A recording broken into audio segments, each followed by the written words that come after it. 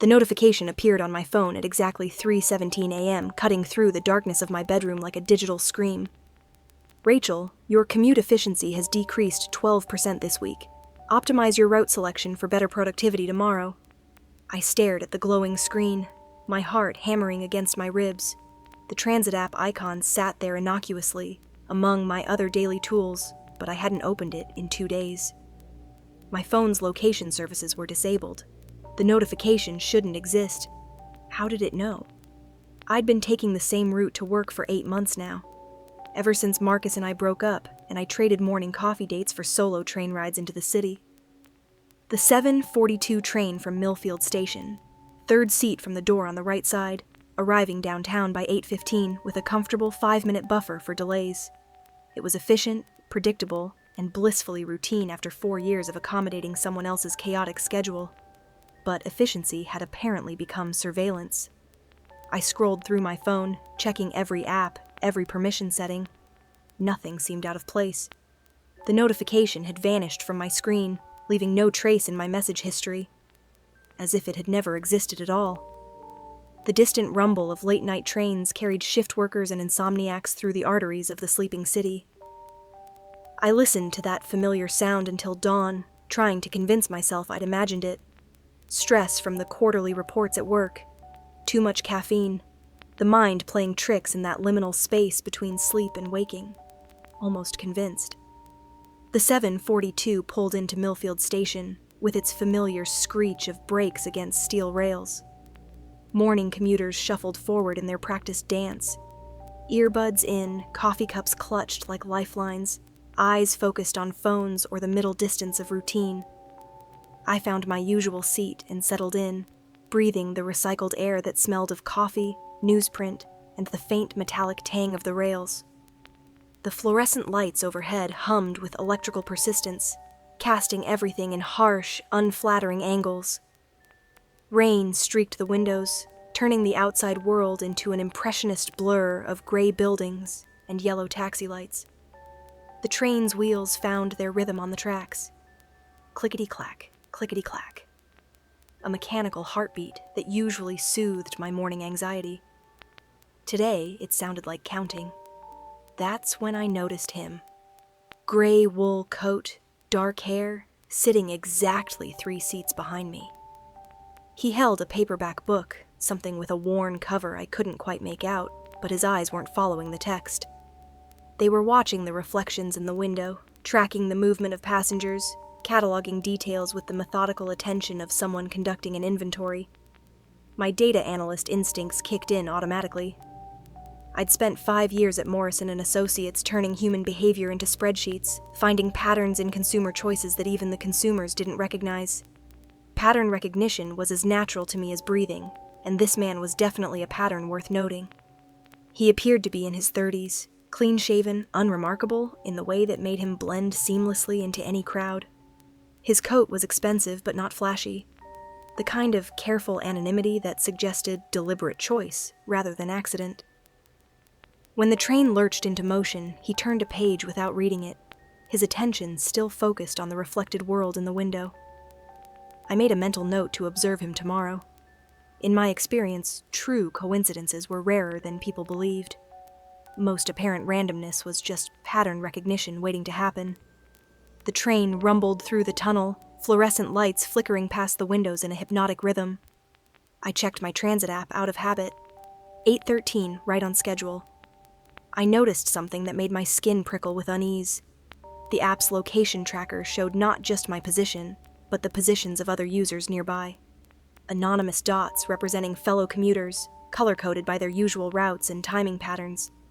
One dot had been following the same route as mine for the past week. I glanced back at the man in the gray coat. He was still reading his book, or pretending to, but something about his posture suggested awareness of my attention.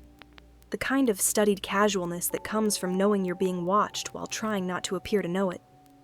The train pulled into my station, and I gathered my things with the practiced efficiency of routine. As I stood, I caught a glimpse of the man's book in the window's reflection. The pages were blank. Over the next 3 days, I tested my theory with the methodical precision that had made me successful at Morrison & Associates. Different trains, different times, different cars. Tuesdays 7:18, Wednesdays 8:15. Thursday I took the bus system entirely, choosing a route through neighborhoods I rarely visited. The gray coat adjusted every time, not following. That would be too simple, too reactive. He was positioning, arriving ahead of me, waiting in exactly the right place, as if my supposedly spontaneous choices were moves in a chess game he'd already played out in his mind. By Friday, my documentation filled 12 pages of notes. Timestamps, locations, behavioral observations. The kind of comprehensive data set I would have used at work to build a consumer profile. Except this profile was about me, and I wasn't the one building it. The realization that someone was predicting my choices with mathematical precision sent ice through my veins. To forecast behavior, this accurately required data. Lots of it. Purchase patterns, location history, social media activity, app usage, communication patterns. The kind of comprehensive behavioral profile that companies like Morrison and Associates built for marketing purposes. Except someone was building one about me. Friday night, I sat in my apartment with my laptop open, surrounded by printouts and notes, applying every data analysis technique I knew to the problem of my own life. If someone was building a behavioral prediction model about me, they needed source material. The question was, what data was I unknowingly providing? The picture that emerged was terrifying in its completeness. My transit app tracked every route, every timing choice, every payment method.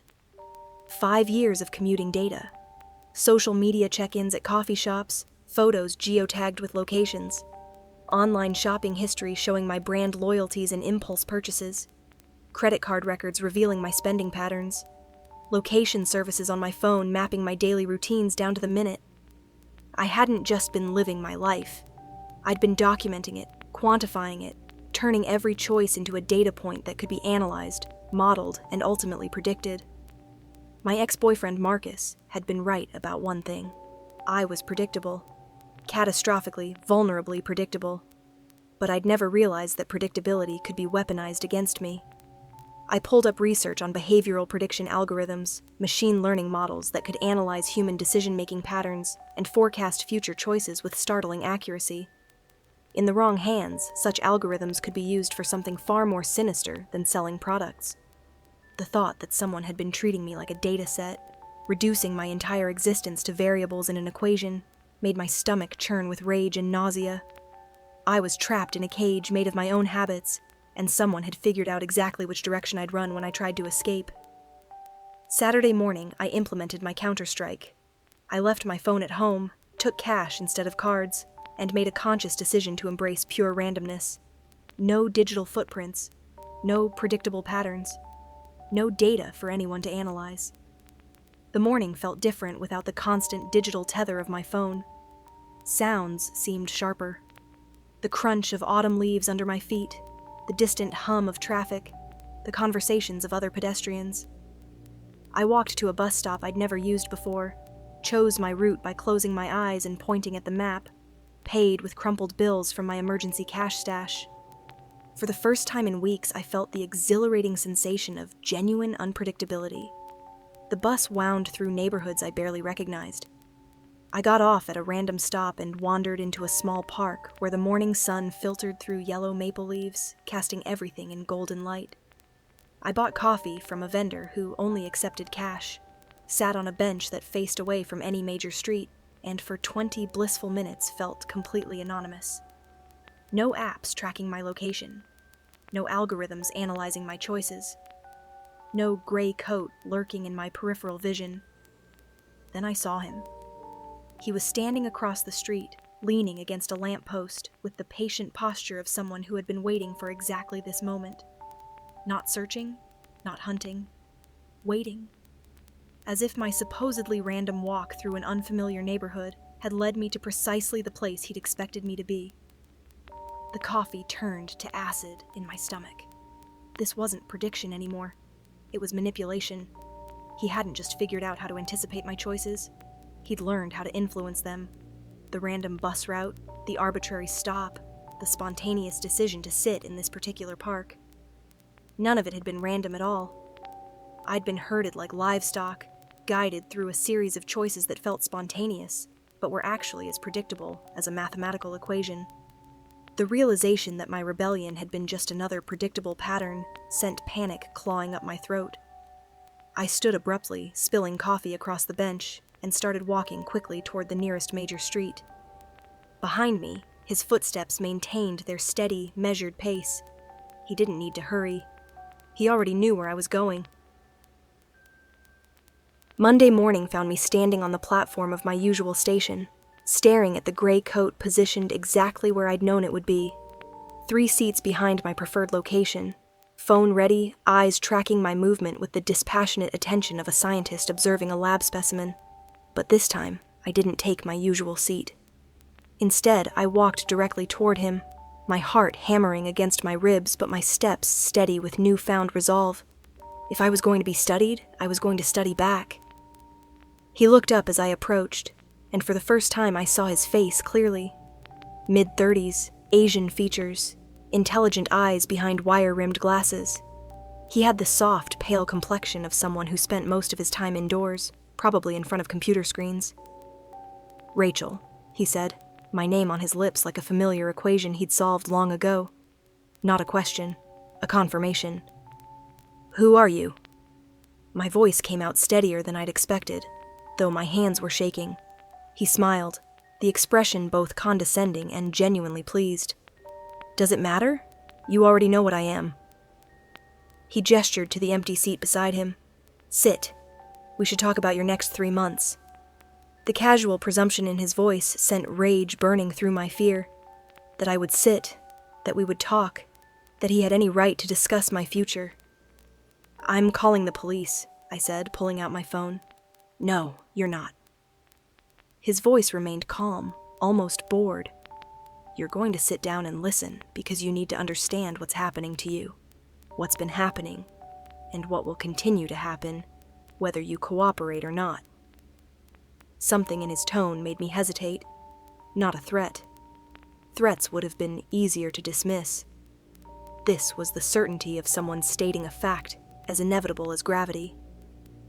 I sat. "Behavioral prediction through integrated data analysis," he said, pulling out his phone and turning the screen toward me.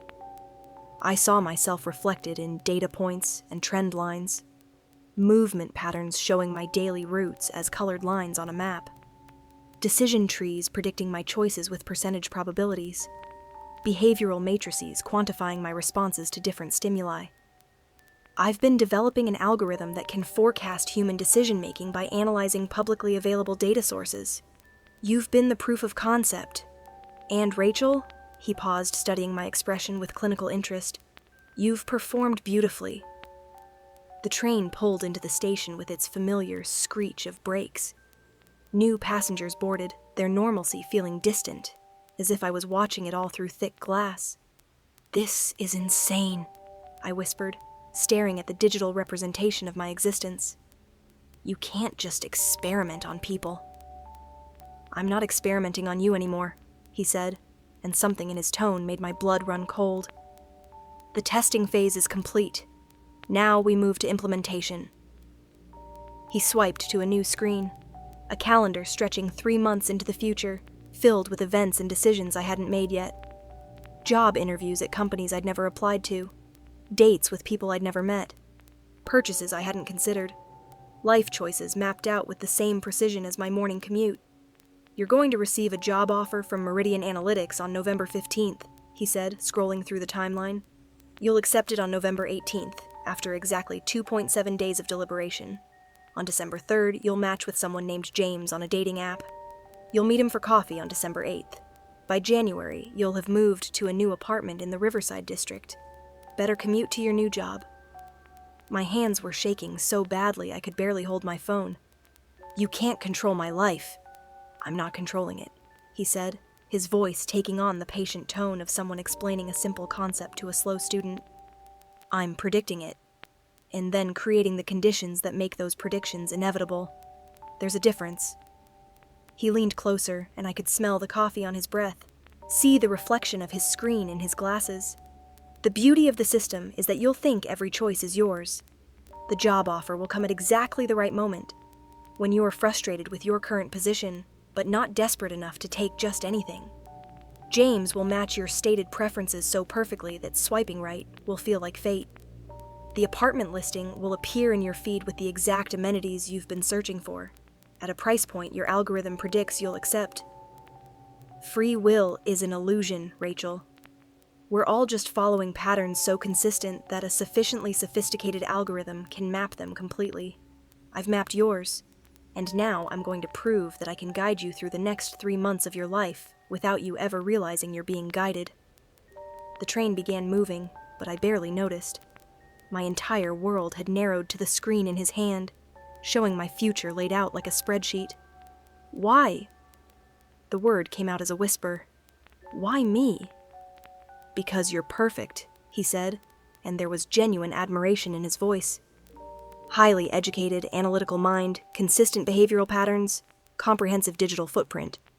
You're exactly the kind of subject that proves the algorithm works on intelligent, self-aware individuals. If I can predict and influence your choices, I can do it to anyone. He stood as the train pulled into the next station, pocketing his phone. Don't bother going to the police. I haven't broken any laws. I've only analyzed publicly available data and made predictions. And Rachel? He paused at the door, looking back with what might have been genuine curiosity. Even if you try to fight this, try to break the pattern that's already in the model. Resistance is just another variable I've accounted for. The doors closed, and he was gone. I sat frozen, my mind racing through the implications. He was right about one thing. What law had he actually broken? Analyzing public data? Making predictions?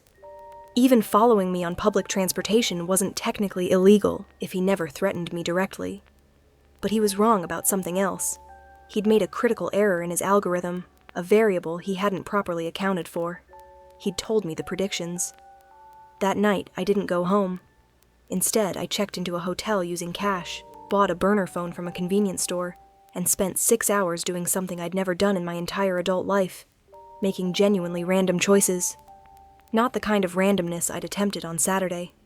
That had still been me, still following my own patterns of what random looked like. This was different. I used a random number generator to make every decision. Where to eat dinner, what to order, what time to sleep, what to wear the next morning. Every choice dictated by pure mathematical chance, completely divorced from my preferences, my history, my patterns. It felt like learning to walk again. Every decision that wasn't mine felt wrong, uncomfortable, like wearing someone else's clothes. But it also felt like freedom.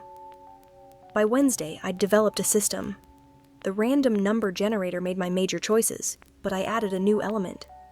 I started deliberately feeding false data into my digital footprint, searching for jobs I'd never take, liking profiles of people I'd never date, looking at apartments in neighborhoods I'd never live in, creating a ghost version of myself in the algorithm, a false pattern for him to follow.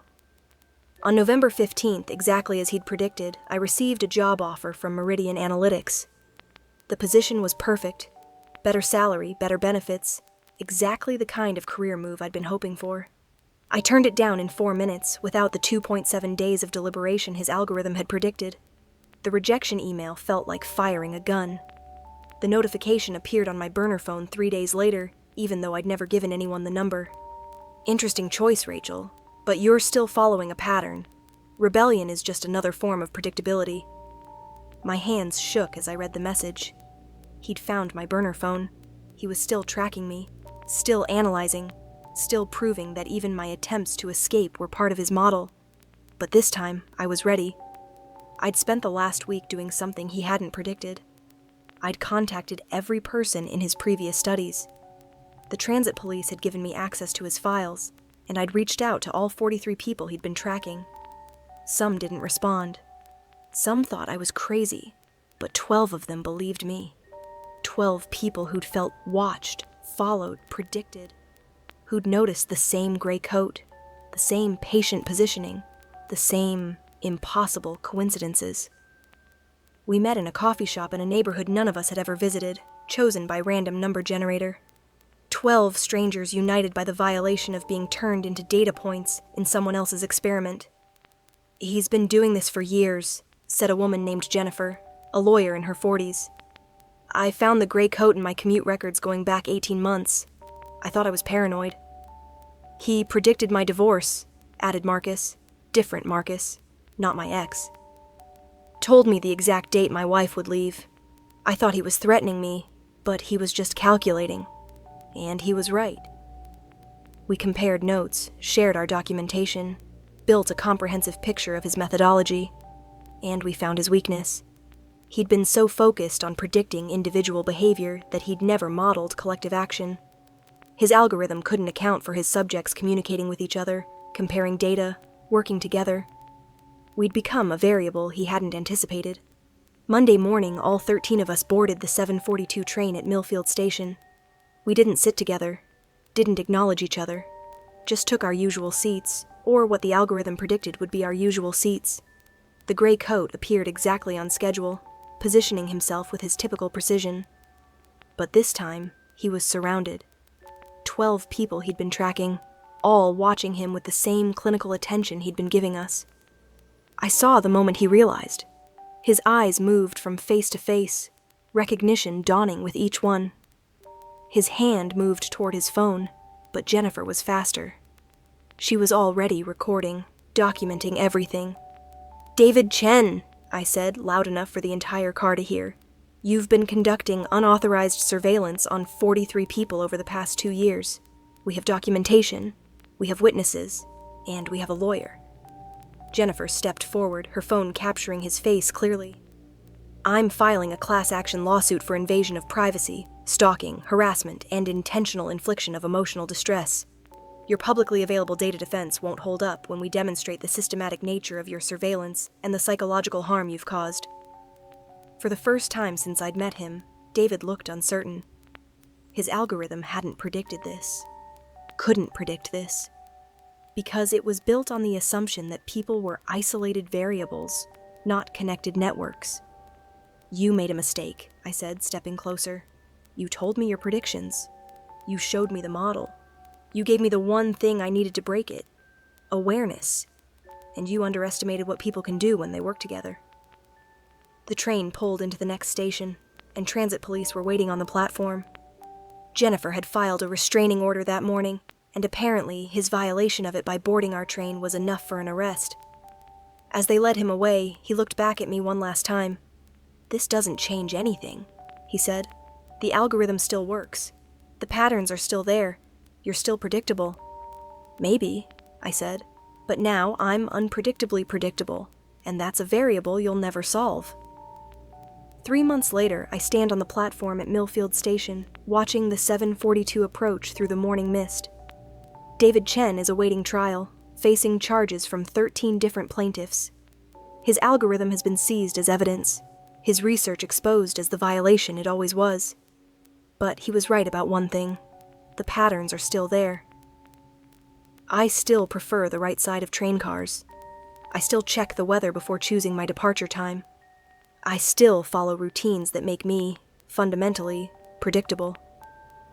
The difference is that now I'm aware of it, and awareness, I've learned, is its own form of freedom. I don't check my phone for the time. I don't follow my usual routine exactly. Instead, I close my eyes and listen to the sound of the approaching train, letting instinct rather than algorithm guide my choice of where to sit. And when I open my eyes, I see Jennifer boarding the same car, giving me a small nod of recognition. We've started a support group for David's victims. 12 people learning to live with the knowledge that they were studied, predicted, manipulated. 12 people reclaiming their autonomy one random choice at a time. The randomness still feels terrifying and exhilarating in equal measure. But it's mine. My chaos. My unpredictability. My life. And that uncertainty, that beautiful, hard-won freedom, is something no algorithm can ever take away.